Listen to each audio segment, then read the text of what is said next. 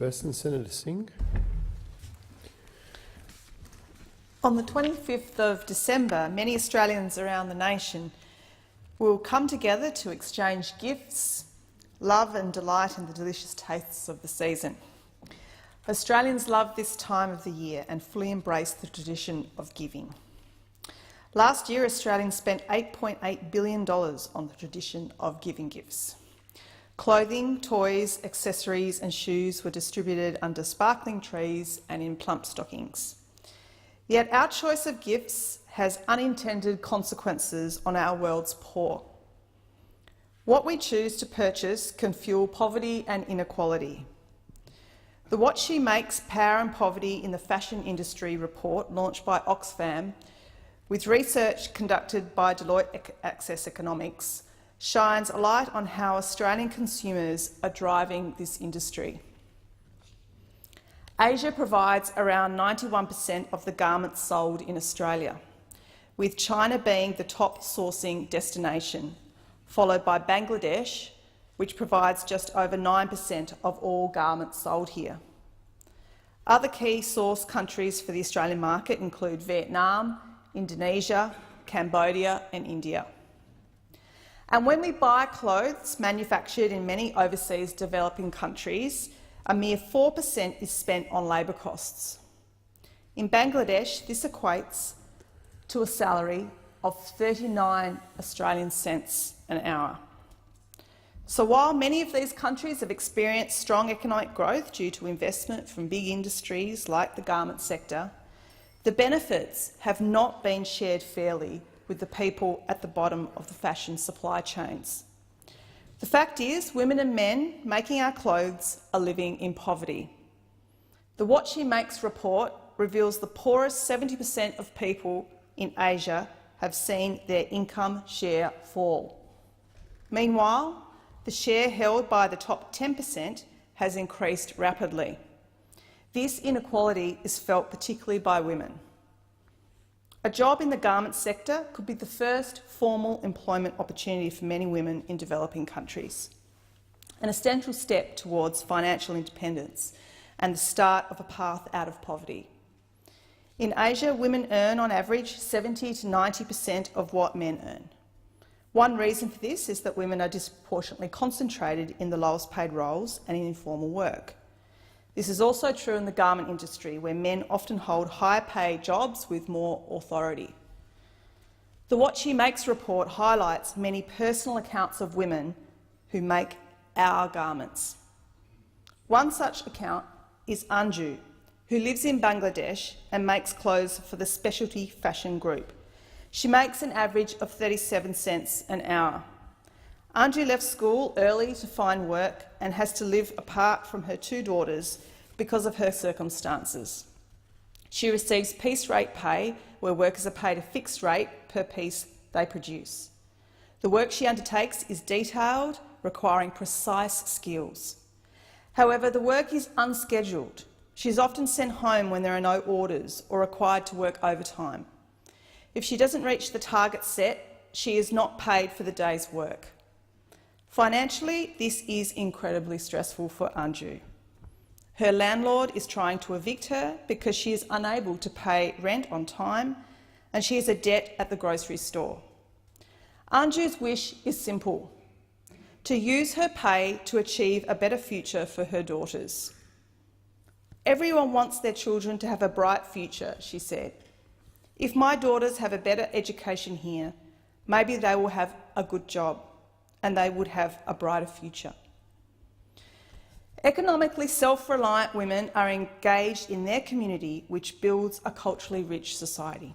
The engagement of women is the cornerstone of building sustainable communities. When women are empowered, communities are empowered. But another account is that of Florida, who lives in Bangladesh and makes clothes for Target Australia, H&M and other global brands. Florida makes 35 cents an hour making our clothes. She hopes for a living wage, saying, "If we were paid a little more money, then I could one day send my son to school. We could live happily. We could lead a better life." Florida's living conditions are crowded and run down. Her family lives in a compound with a further 6 families with only 1 toilet to share. A nearby polluted pond attracts mosquitoes, which her and her family's risk of exposure to mosquito-borne viral diseases like malaria, dengue fever are there. Her family cannot afford better living conditions while she is paid so little. But Oxfam argues that paying a living wage is possible. A living wage for garment workers provides the basics of living: food, water, education and accommodation free from overcrowding and unsanitary conditions. And research undertaken by Deloitte Access Economics estimates that even if the brands were to add the full price of paying living wages onto the price of a garment, prices would only increase by 1%. I think if you asked Australians this Christmas if they will be willing to pay 1% more for the clothes that they buy from H&M, from Target, from any of the brand stores that we all go shopping in, like for those women like Anju and Florida, so that they can earn a living wage, I think Australians would agree to that. Because Australians believe in the fair go. We are an egalitarian nation, yet we are denying our nearest neighbours who make our clothes that same fair go. I think it's time for governments and companies alike to even up the scales and ensure everyone earns a living wage. Pay conditions are one aspect of the abuse suffered by garment workers, and another is production targets. Unrealistic production targets put enormous pressure on workers who are often paid by the piece of work in unsafe conditions. Workers are either forced to work overtime to achieve targets, or payment is deducted from their wages. Fatima, who makes clothes for Big W and H&M, makes 43 cents an hour making our clothes. The pressure of the targets takes a toll on her health. She recounts and she says, if we have to finish a certain amount of work that might take 5 hours, they tell us to do it within 3 hours. And then they really pressure us. We can't go to the toilet. We can't drink water. And it's because of the targets. She has seen workers physically abused for not reaching targets and fears for her own safety. Brands have a responsibility in ensuring the welfare of their workers. Choosing to make garments in countries with a very low or non-existent minimum wage benefits garments companies' bottom line and fuels disadvantage and exploitation. As Australians, we must not turn a blind eye and recognise this treatment of workers is appalling. However, we continue to purchase manufactured clothing by women working in these conditions. So that is why the Foreign Affairs, Defence and Trade Joint Committee has been inquiring into a Modern Slavery Act for Australia to ensure that companies disclose if they have slavery or slavery-like practices in their supply chains. When the products we purchase are tainted by exploitation, we are all tainted. We are all contributing to that exploitation. So I call on Australians this Christmas to choose and purchase ethical goods.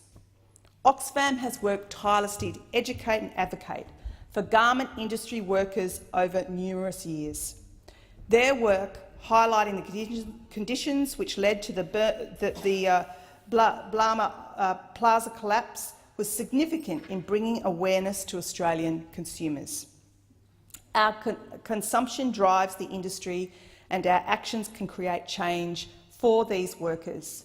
We have the purchase power to demand ethical treatment of garment workers.